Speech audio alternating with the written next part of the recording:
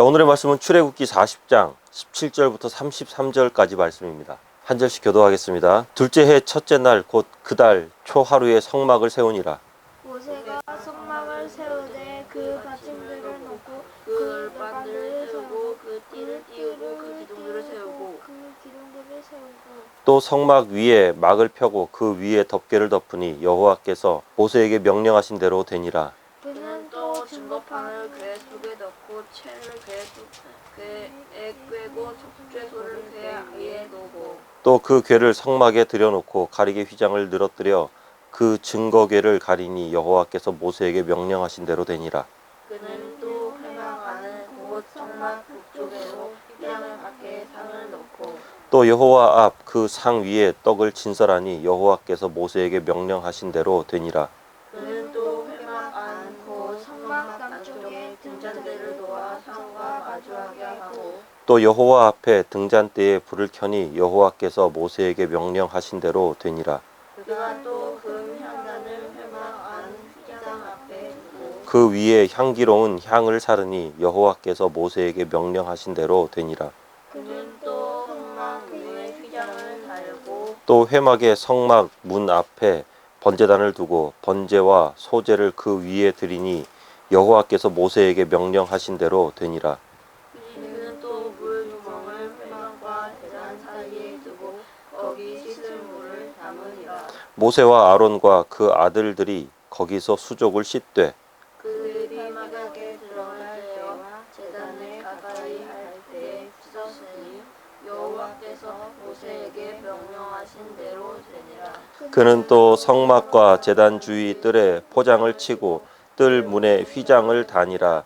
모세가 이같이 역사를 마치니. 아멘. 자, 근데 영국 설교의 황태자라고 불리는 찰스 스펄전이라는 분이 있습니다.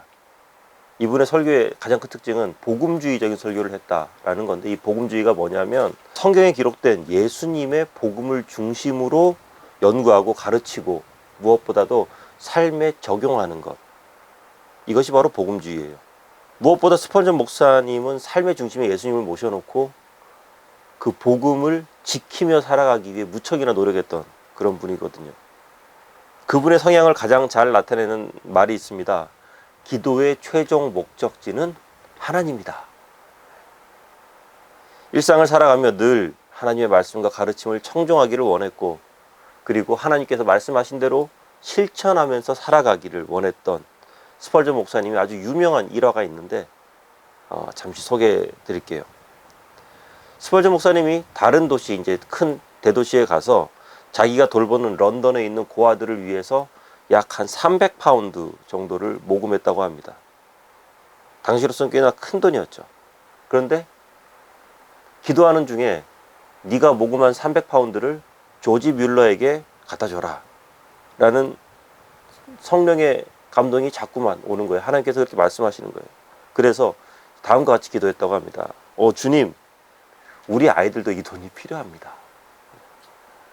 하지만 마음 가운데 계속 하나님께서 이렇게 말씀하시니까 결국 예 주님 순종하겠습니다 하고 돈을 들고 조지 뮬러에게 찾아갔습니다. 마침 조지 뮬러가 기도하고 있었다 그래요. 그래서 이제 얘기합니다. 조지, 하나님께서 내가 모금한 300파운드를 자네에게 주라고 하시네 라고 하니까 이 조지 뮬러가 스펄전 목사님, 저는 방금 전에 이 300파운드를 놓고 기도하는 중이었습니다.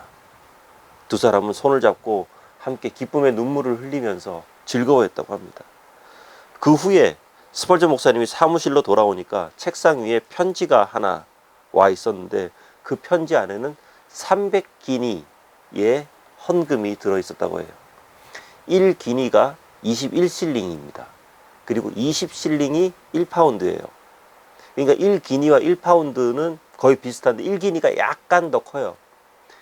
5% 정도 늘어난 거죠. 하나님께서 자신의 명령에 순종한 그 종에게 이자까지 쳐서 5% 이자까지 쳐서 이렇게 바로 하나님께서 돌려주신 겁니다. 사랑하는 성도 여러분, 성령의 감동하심에 순종하면서 살아가고 계시나요? 하나님께서 기뻐하시고 즐거워하시는 일들로 내 삶을 채워가고 있습니까? 예수님의 제자로 가르침을 따라서 살아가기를 원하십니까? 우리 모두 그렇게 살아가기를 주의 이름으로 축원합니다. 자, 오늘의 본문 말씀은 성막이 세워지는 과정을 굉장히 상세하게 설명하고 있습니다. 성막에 받침을 놓고 기둥을 세우고 덮개를 덮고요. 지성소에 증거궤를 설치하고 성소를 완성시킵니다. 하나님의 명령에 따라서 세워진 성막 앞에서 처음으로 이 제사를 드리는데, 성막들에 놓일 물두멍을 설치하고 모세와 아론과 그의 아들들이 그곳에서 씻습니다. 마지막으로 성막 제단 바깥쪽을 포장하고 문에 휘장을 달아서 성막을 최종적으로 완성시키죠. 그 모습이 쭉 이렇게 나옵니다. 이 모든 과정 가운데서 특별히 반복되는 말이 한 가지 있습니다. 구절이 있는데요. 그것은 바로 여호와께서 모세에게 명령하신 대로 되니라 라는 말씀입니다. 자, 19절부터 32절까지를 보면은 이 말씀이 7번이나 반복해서 나오고 있는 것을 확인할 수 있는데요. 여호와께서 모세에게 명령하신 대로 되니라. 이 구절을 읽으면서 이 비슷한 구절이 하나가 떠올랐습니다. 창세기 1장에 나오는 천지창조 기사, 바로 그건데요. 창세기 1장을 함께 한번 떠올려 볼까요? 하나님께서 말씀으로 천지를 창조하시죠. 어떤 도구나 물건이나 뭐 그런 거 하지 않습니다. 그냥 말씀만으로. 첫째 날에 낮과 밤을 나누시고, 그리고 궁창을 나누시고, 그리고 셋째 날에는 땅과 바다, 식물, 넷째 날은 해와 달과 별, 다섯째 날에는 하늘의 새와 바다의 물고기, 여섯째 날에는 동물과 사람을 만드시죠. 이때에도 반복적으로 나오는 특징적인 문장이 있어요. 바로 보시기에 좋았더라. 그런데 이 보시기에 좋았더라 라는 말씀은요, 결과거든요. 그 이유가 무엇이냐. 이 보시기에 좋았더라라는 이 말씀에 가려서, 이 말씀이 너무나도 좋은 말씀이니까 가려서 빛을 보지 못하는 구절이 있는데, 이것이야말로 우리가 가슴속에 깊이 새겨야 될 구절입니다. 뭐냐면요, 그것은 그대로 되니라 입니다. 그대로 되니라. 창조기사에 함께 따라다니는 말씀, 바로 그대로 되니라. 보시기에 좋았더라 라는 말씀의 원인은요, 바로 그대로 되니라. 그대로 되었기 때문에 보시기에 좋았던 거예요. 바로 하나님 말씀의 순종, 그대로 되니라.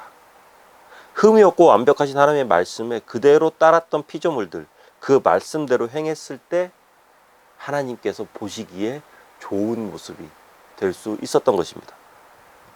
하나님의 말씀에 순종함으로 하나님 보시기에 아름다운 삶을 살아갔던 수많은 믿음의 선배들도 역시 많이 있죠.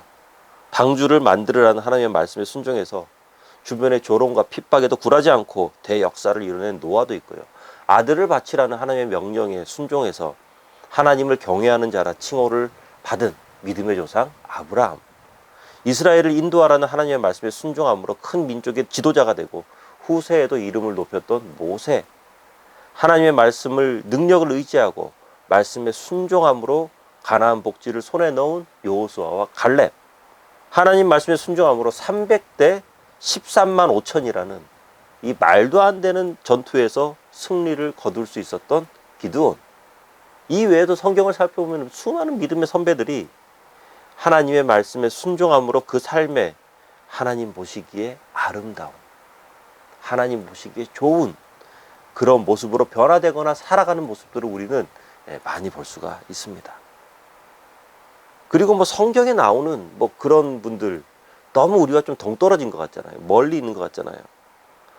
그렇지 않습니다. 우리 주변에도 하나님 말씀에 순종함으로 큰 기쁨을 누리면서 살아가는, 하나님 말씀에 순종함으로 하나님 보시기에 좋은 삶의 모습으로 살아가는 그런 수많은 믿음의 형제, 자매들 너무나도 많이 있습니다. 우리가 어떻게 사는 것이 아름다운 삶인지, 무엇을 하며 살았을 때 하나님께서 기뻐하시는지, 우리가 너무나도 그 좋아하는 복, 그 복받는 비결이 무엇인지 우리는 굉장히 잘 알고 있습니다. 바로 순종입니다. 순종. 하나님 말씀에 순종하는 것입니다. 물론 이것이 쉽지 않습니다. 때로는 주변 환경, 아니면 때로는 내 내면의 문제, 하나님의 말씀에 순종하려는 우리 믿음의 발걸음을 실족시키는 것들이죠. 사랑하라고 하나님께서 말씀하십니다. 그날 설교 말씀을 들으면서 오늘은 왠지 사랑해야지 그렇게 하고 딱 집에 딱 돌아갔는데 집에 있는 아들내미 딸내미들이 속을 막 딱 뒤집어놨어요. 도저히 막 사랑이 아니라 막 분노가 막 치밀어 오르는 거예요. 네.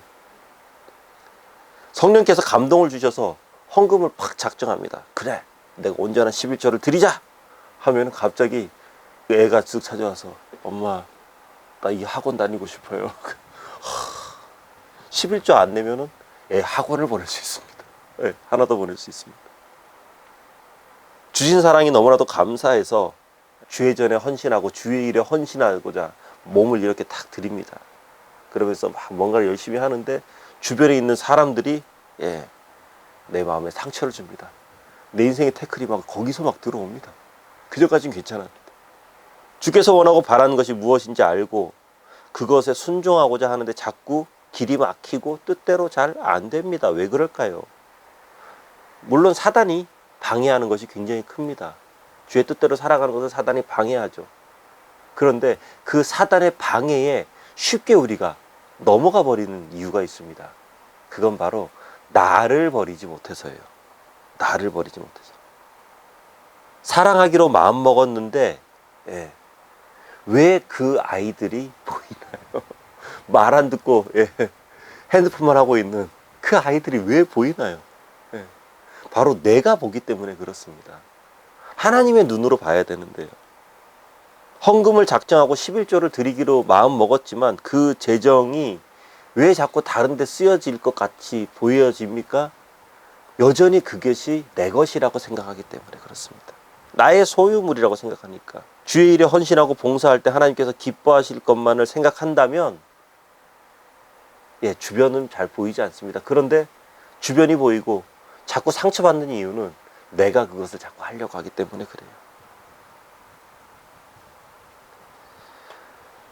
내가 여전히 남아있으니까 내가 자존심이 상하는 거예요.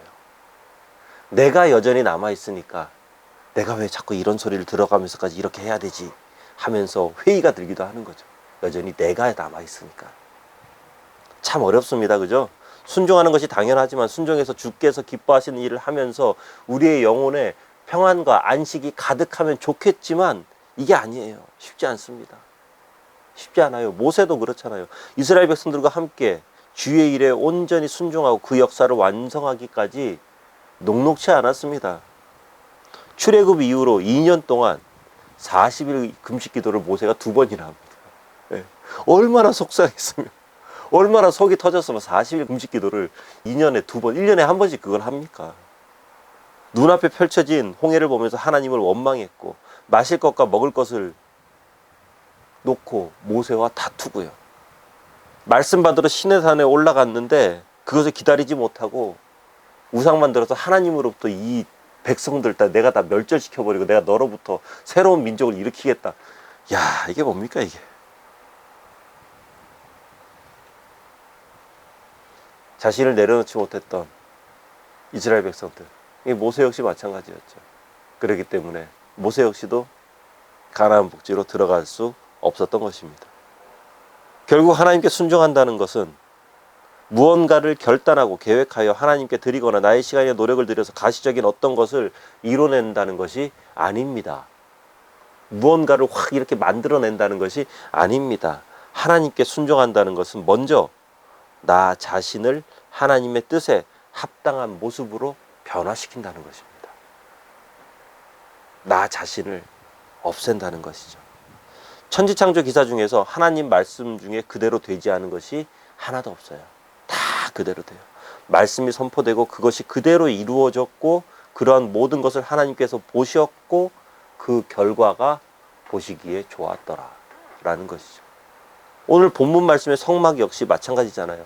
받침들을 놓고 널판 세우고 기둥 세우고 덮개 덮고 증거계 놓고 지성소 만들고 성막 짓는 모든 과정 가운데 모세의 의견은 단 한 가지도 들어가지 않습니다. 그죠? 그리고 이렇게 생각해 볼 수 있잖아요. 아마 이스라엘 백성들 중에서 이집트에서 그 피라밋 세우는데 관여한 사람들이 분명히 있었을 거예요. 거기에 노예로 끌려가가지고 거기에서 일하고 돌아오는 사람들이 분명히 있었을 것입니다. 그리고 그 중에는 이런 건축물에 관한 노하우를 가진 사람들, 아마 분명히 있었을 거예요. 그런데 이스라엘 백성 중에서 아무도 그 누구도 이야기를 꺼내지 않습니다. 몰라요. 뒤로는 무슨 얘기를 했는지, 속으로는 무슨 생각을 했는지는 모르겠지만 드러나지 않습니다. 오직 하나님의 말씀만 있을 뿐이고 그 말씀에 순종하는 하나님의 자녀들만 있었을 뿐이죠. 많은 의견이 나올 수 있었을 상황임에도 불구하고, 나름 똑똑한 사람들이 많았음에도 불구하고 성막 짓는 모든 과정 가운데 철저하게 자신의 지식과 경험을 배제시킵니다. 그리고 말씀에 온전히 순종합니다. 그 모든 과정이 끝났을 때 34절 말씀을 보면은 하나님의 영광이 성막에 충만히 거했음을 우리는 알 수 있게 되는 것이죠. 사랑하는 성도 여러분, 성령 충만한 삶을 사시기를 바랍니다. 하나님의 영광이 우리의 집과 일터와 거하는 모든 곳에서 충만히 임하시기를 주의 이름으로 축원합니다. 그리고 그러기 위해서는 가장 먼저 순종하는 삶을 살아갑시다. 순종의 사람이 되기를 간절히 바랍니다. 눈에 보이는 몇 가지 결단하고 헌신했다 할지라도 그 몇 가지가 우리에게 순종의 삶을 증명해주는 열쇠가 되지는 못합니다. 순종의 삶을 증명해주는 가장 최고의 것은 철저하게 나를 버리는 거예요. 하나님께서 보시기에 좋았던, 기뻐하셨던 창조 기사를 보면 모든 말씀이 그대로 이루어집니다. 그 각자의 의견은 하나도 없습니다. 오늘 본문 말씀의 성막도 철저하게 하나님의 의지와 계획대로 하나님의 뜻대로만 이루어집니다. 건축에 관한 전문가, 나름의 노하우와 고집, 이 모든 것들 아무것도 드러나지 않습니다. 하나님께서 바라고 하나님께서 원하는 대로 그 모든 과정이 이루어졌고 그 결과물이 완성되었을 때 그곳에는 하나님의 영광이 충만하게 거하게 되는 겁니다. 이게 바로 교회고 이게 바로 성도입니다. 순종의 사람이 되기 위해 변해야 될 부분은 어떤 부분일까요? 내가 순종의 사람이 되기 위해서 버려야 될 자아는 과연 무엇이 있을까요? 만약에 주님께서 말씀하시는 것이 있다면, 그리고 지금 당장 내가 이거는 버려야 되지 않을까 라고 이렇게 생각되는 것이 있다면 결단하시기 바랍니다. 그리고 그 결단을 실천으로 옮기시기 바랍니다. 만약에 이 시간에 이 설교를 듣는데 갑자기 막 김집사가 생각나고 이권사가 생각나면서 그분은 이걸 버려야 되는데 아닐지도 모릅니다. 그 내가 버려야 될 건지도 모릅니다. 하나님께서 기뻐하실 겁니다. 하나님께서 즐거워하실 거고요. 하나님의 영광이, 이스라엘의 그 성막 가운데 임했던 하나님의 영광이 우리의 삶에도 동일하게 임하게 될 줄로 믿습니다. 순종의 사람이 돼서 늘 하나님의 기쁨과 즐거움이 되고 그 영광이 충만히 임하는 우리 모두가 되어지기를 주의 이름으로 축원합니다. 기도하겠습니다.